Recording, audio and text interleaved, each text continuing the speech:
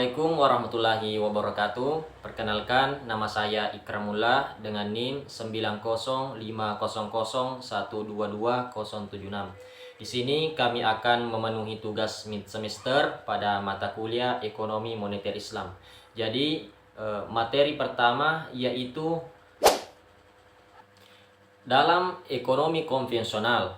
Ekonomi moneter merupakan suatu cabang ilmu ekonomi yang membahas tentang peranan uang dalam mempengaruhi tingkat harga, tingkat kegiatan ekonomi dalam suatu negara.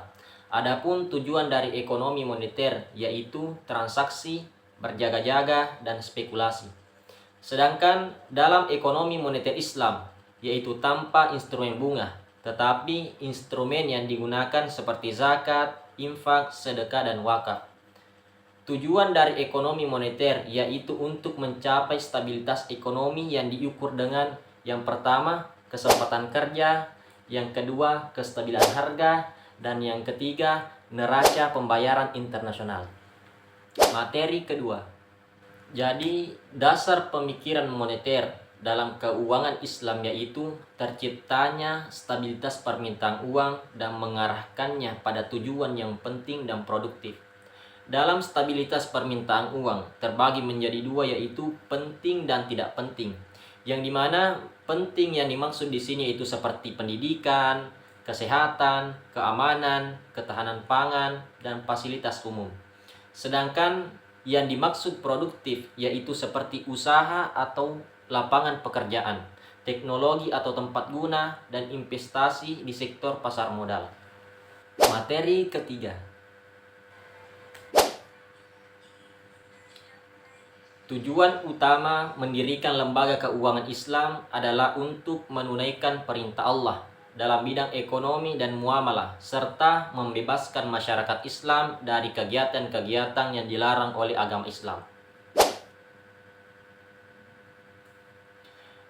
Keuangan Islam adalah bagian integral dari ekonomi Islam yang melibatkan pengaturan, penggunaan, dan pengelolaan uang. Selain itu, keuangan merupakan sumber daya utama untuk aktivitas ekonomi, terutama dalam sektor real. Filosofi dan ciri khas unik ini menjadi landasan serta mengikuti prinsip hukum Islam dalam pengelolaannya. Maqasid syariah bermakna tujuan atau pencapaian yang ingin diraih dengan terlaksananya syariat Islam. Adapun 5 unsur maqasid syariah seperti yang telah saya jelaskan sebelumnya seperti agama, jiwa, akal, keturunan, dan harta. Materi keempat. Seperti yang kita ketahui, dalam ekonomi Islam secara etimologi, uang berasal dari kata al-naqdu, nuqud, yang dimana ada beberapa makna yaitu al-naqdu berarti yang baik dari dirham, menggenggam dirham, dan al-naqdu juga berarti tunai. Jadi dapat kita simpulkan bahwa uang adalah standar kegunaan yang terdapat pada barang dan tenaga. Uang juga dapat didefinisikan sebagai sesuatu yang digunakan untuk mengukur tiap barang dan jasa. Adapun fungsi uang dalam ekonomi konvensional dan ekonomi Islam yaitu dalam ekonomi konvensional, uang memiliki 3 fungsi. Yang pertama, sebagai satuan hitung, yang kedua sebagai alat transaksi, dan yang ketiga sebagai penyimpanan nilai. Sedangkan fungsi uang dalam ekonomi Islam yaitu yang pertama uang sebagai satuan nilai atau standar harga, yang kedua uang sebagai alat tukar, yang ketiga uang sebagai alat penyimpanan kekayaan, dan yang terakhir uang sebagai standar pembayaran tunda. Materi kelima. A. Jadi pasar uang atau money market adalah pasar di mana diperdagangkan surat-surat berharga jangka pendek. Perusahaan yang membutuhkan dana untuk masa yang singkat dapat masuk ke pasar uang dengan memberi atau menjual surat-surat berharga pasar uang. Sedangkan pasar modal adalah tempat pertemuan antara penawar dengan permintaan surat berharga. Di tempat inilah para pelaku pasar yaitu individu atau badan usaha yang mempunyai kelebihan dana melakukan investasi dalam surat berharga yang ditawarkan oleh emiten. Sedangkan pasar valuta asing merupakan wadah untuk melakukan transaksi jual beli mata uang. Ini diperjualbelikan secara elektronik.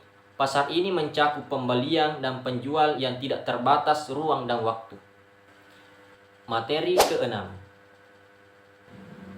Jadi, bank syariah secara umum adalah lembaga keuangan yang usaha pokoknya memberikan pembiayaan dan jasa-jasa lain dalam lalu lintas pembayaran serta peredaran uang yang beroperasi disesuaikan dengan prinsip syariah.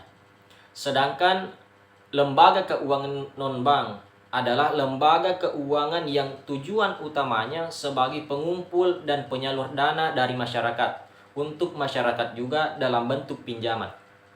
Lembaga keuangan ini memiliki beberapa bentuk, yaitu asuransi, dana pensiun, pegadaian, dan lain-lain sebagainya. Selanjutnya, fungsi dan peran bank dan lembaga keuangan non-bank. Adapun fungsi dari bank syariah yaitu yang pertama, menghimpun dana masyarakat, penyalur dana, dan pelayanan jasa bank. Yang kedua, untuk memperoleh keuntungan.